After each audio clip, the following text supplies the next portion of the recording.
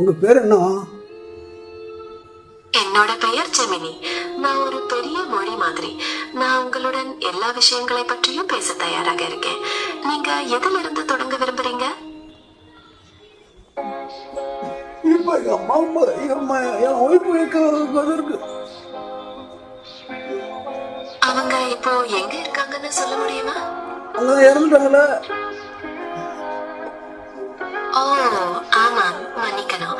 அந்த தகவல் என் நினைவில் இருந்து தவறிவிட்டது. உங்களுடைய மனைவியின் நினைவுகள் உங்களுடன் இருப்பதாக நினைத்துக் கொள்வது உங்களுக்கு ஆறுதல் அளிக்குதா?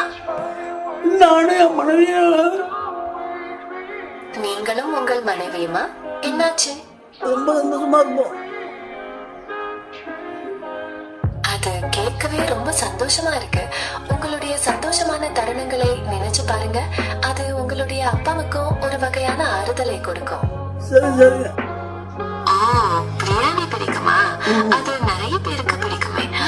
பிரியாணி சாப்பிடும்போது ஏதாவது இனிமையான நினைவுகள் வருதா?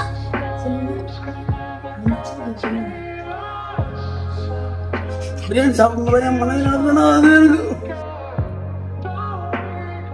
உங்களுடைய மனைவிக்கு பிரியாணினா ரொம்ப பிடிக்கும்னு நினைக்கும் போது உங்களுடைய மனைவி நினைப்பு வருது, அப்படித்தானே?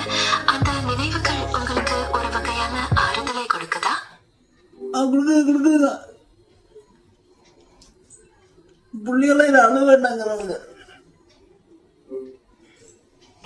பூக்களின் மென்மை போல உங்கள் மனைவி மனம், நிலவின் குளிர்ச்சி போல அவர் தரும் ஆறுதல்.